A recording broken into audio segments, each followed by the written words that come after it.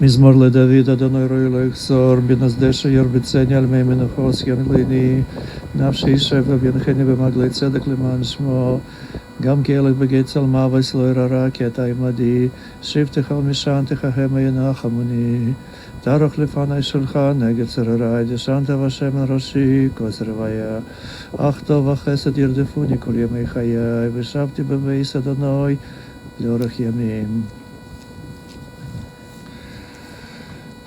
Мне кажется, это большая заслуга для Дорной мамы прожить такую долгую жизнь, 99 лет, и не просто прожить, а всегда быть в окружении близких ей людей, в окружении большой и теплой семьи.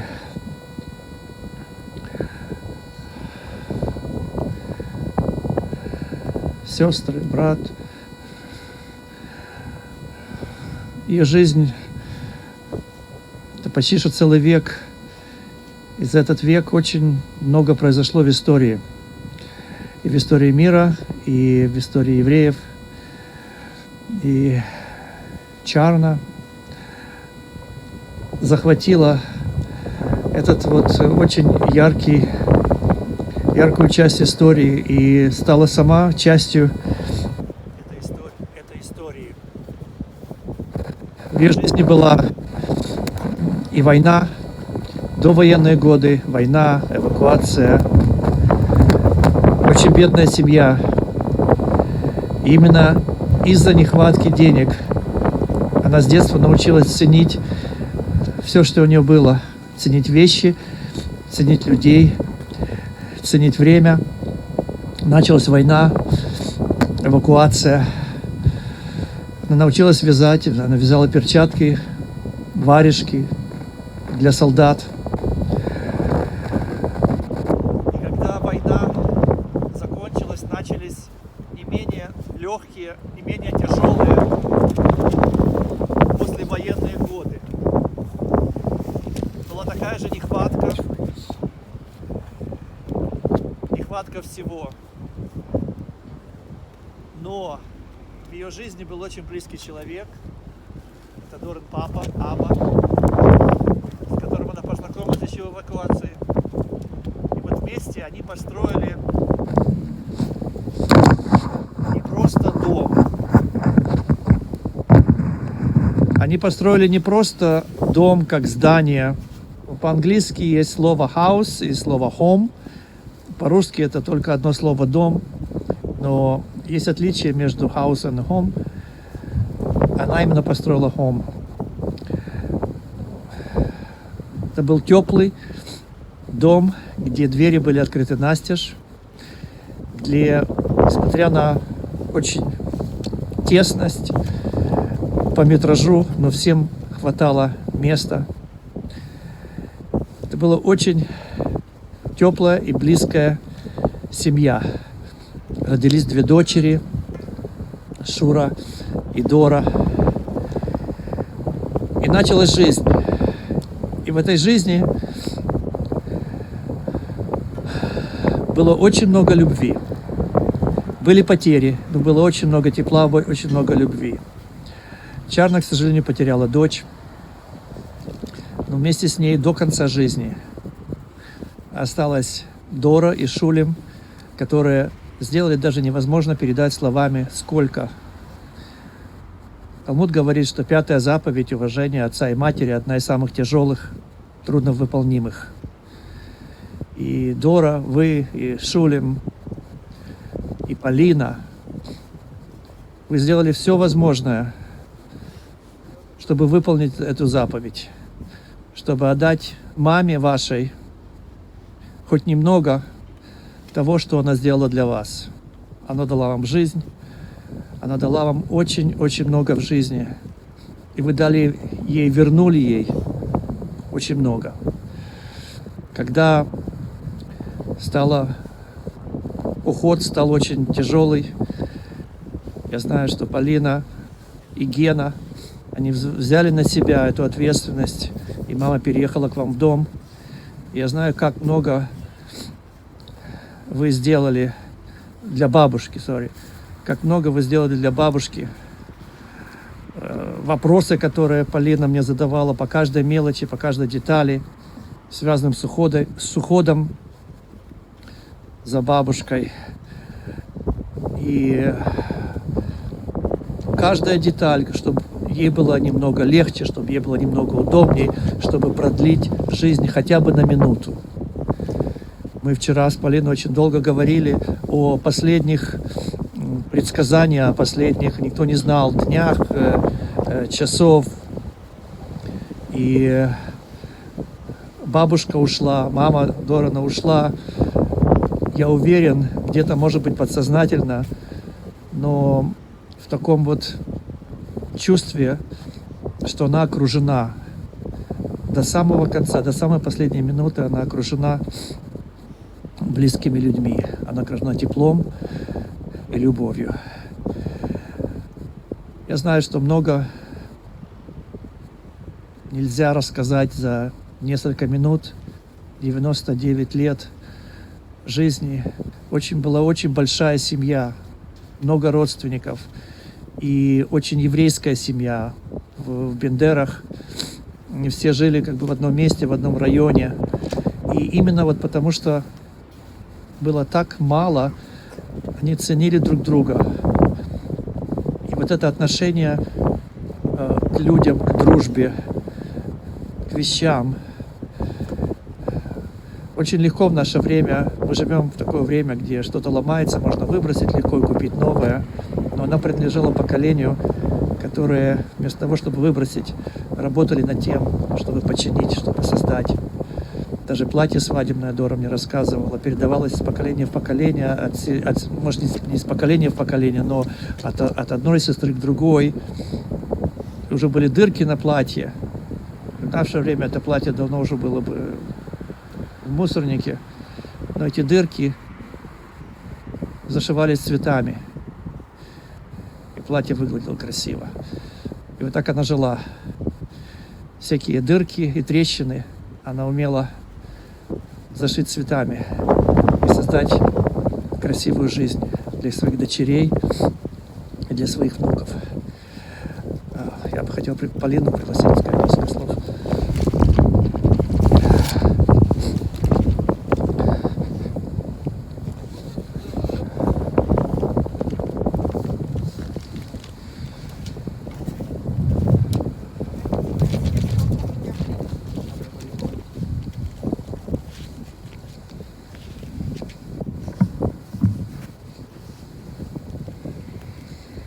Hello, everyone. I'm sorry we're meeting under these not such great circumstances. Maybe some of you don't know Babushka so well. I'm going to call her Babushka because that's the way we called her. And I'm just going to tell you a 10-minute story. I know it's a very long story if you're outside in the cold. My grandmother, Charna Leybelchik, was the baby of the family of 4 children. Very proud of her father, she looks a lot like him. A dignified, beautiful face at nearly 100 years old and ridden with dementia, she retains an almost regal air about her. My childhood was filled with stories, mostly about World War II. Babushka was obsessed with making sure I had eaten enough. To distract me while trying to fit as much soup or meatballs into my mouth, she would tell endless stories of the war. Stories of fleeing from her village at the last moment when her father wisely chose to leave behind all of their possessions to save their lives. Others who attempted to transport their belongings were not so lucky. Babushka was in her late teens, early 20s when they boarded the train and evacuated deep into Russia. It is from those stories that I learned the relative value of possessions and the absolute value of human life. In Russia, Babushka's family settled in a large village and was received well. From a fairly content existence in the Russian village, Babushka's family moved to a starving city of Kakand in Uzbekistan. Then came the stories of people stooping to the lowest levels to gain access to food. Babushka, with her aging parents and married sister, rented a room in a home of an Uzbek woman and her adult son. Having found a job in the soap factory where she worked moving heavy boxes, Babushka was happy to bring home the stack of bread cards. Only employed citizens were eligible to receive bread for themselves and their families. The cards she received were supposed to provide a month's worth of bread. Naively, Babushka left the cards in her coat pocket, from where they were promptly stolen by the landlady's son. Without the bread cards, the family was left with virtually no source of food. Babushka's father never complained. She recalls him surviving by eating 1 onion a day. He soon fell sick and was taken to the local hospital, where he returned his soul to his creator. Babushka's mother was too starved to walk, but continued serving as a spiritual stronghold for her 2 daughters. It is through these stories that I learned about the self-sacrifice of parents for their children's physical and spiritual survival. In the city of Kakan, many Polish Jewish refugees were escaping the war. A large Jewish family from Lublin settled nearby. The oldest son was named Abba. He met Babushka at a local gathering and later proposed marriage. Babushka went to her ailing mother for advice, bringing up the fact that Abba is not only 10 years her senior, but also a head shorter than her. Babushka was a tall, beautiful girl. Her wise mother, my great-grandmother Pesya, after whom I am named, advised Babushka to accept the proposal. Abba came from an amazing Jewish family and had excellent qualities. Babushka accepted the proposal, and the new family was born under a chuppah. The groom was accompanied by his large family, parents and siblings, and the bride, wearing her only dress, was alone. Her mother was too weak to walk, and her sister was unable to take a day off work. This story taught me about respect for parents. Abba's family took Babushka in immediately. And as the war drew to the end, there came an opportunity for my grandfather's family to move to the United States. The entire family was overjoyed, of course, and Abba was ready to join them. At this point, Babushka demonstrated her signature steel core when she refused to move. She refused to leave her mother and older sister behind. Abba, the oldest son, was the only one in his entire large family to stay behind and not move to America. This is the story that taught me to prioritize family over material possessions, well-being of loved ones over personal gain. After bidding farewell to his brother's parents and sister, Abba and his wife decided to return to Moldova, Babushka's home. Coming back, almost all the homes were destroyed and the property looted. One of the few homes that remained was their home. How devastating it was for the family to find out that a local family had moved into the home after the Jews had fled. The squatters refused to give up the property. Penniless and homeless, Babushka's situation appeared dire. But again, her steel core and the ability to summon the strength overcame and won. Babushka and her husband were able to obtain a loan from the bank to start building a new home. While their new home was being built, the family slept in a temporary shack they built themselves with their new baby daughter, Shalamis. The leaky tin roof let in rain, and the baby's cradle had to be covered with a large piece of plastic. 2 penniless paupers are building a house, mocked a wealthier relative while passing by the newly whitewashed walls of Babushka's new home. When the walls and the roof were completed, the family moved into their new quarters. There was no heating except for a large coal stove, no plumbing, water had to be brought in from a common faucet, and not indoor bathroom. The outhouse was at the opposite end of the yard. This story is the foundation of my family's ability to stay afloat emotionally and physically in the most difficult circumstances. It is the knowledge that one's value is not affected by poverty or wealth, health or sickness, since true intrinsic worth of a person never changes. With that knowledge, one is free of self-doubt and feelings of inferiority, which come from attaching your value to possessions, accomplishments, or physical well-being. Penniless or not, healthy or not, Babushka's self-worth never changes. As a 99-year-old with dementia, this truth remains at her core as she refuses to identify with her physical deficiency. Without doubt, Babushka is the matriarch of the family, someone who completed barely 2 grades of formal education, served as a wellspring of wisdom to her well-educated family members. Because her wisdom came from a timeless source. During her final days when Babushka stopped communicating verbally, I sang by her bed the songs of her childhood in Yiddish. Inconceivably, she began singing along, even remembering some of the words I have forgotten. We held hands as she moved to the rhythm of the song. Scha, still, mach nicht kein Gerieder, der Rebbe geht schon tanzen wieder, which in Yiddish means, quiet, the Rebbe is about to join the dance. Babushka was the one who introduced me to my Jewish heritage in the spiritually barren Soviet Russia. She taught me the Shema, a Jewish prayer to say before going to bed, which began my discovery of my Jewish heritage over 30 years ago. As it became clear that she is going to be leaving this world, my only hope was that it would be Bashulam, with peace. Babushka's last hours were clearly guided by divine hand as she peacefully passed away in her bed in our home after less than 3 hours of being admitted to hospice. I felt lightness and freshness in her room.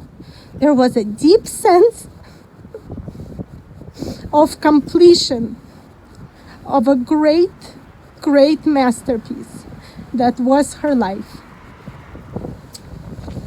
I wanted to thank my parents. Obviously, they did the most work. Our amazing caregiver, Vera, who was there for the past 2-3 weeks without any weekends, without any breaks. And I wanted to thank my husband who helped wash her during the last day when we didn't have any help, and who was lifting her off the bed. And just want to thank God for carrying us through this. Thank you very much. И также еще одну caretaker, тетя Лена, и Natasha Vladimirska. Over here, she is the doctor, who is not our doctor, but I called her day and night. She's from our shul, from our synagogue, and she was just amazing. With any questions that I had, I called her, and she was there, no matter what. Thank you for joining us today.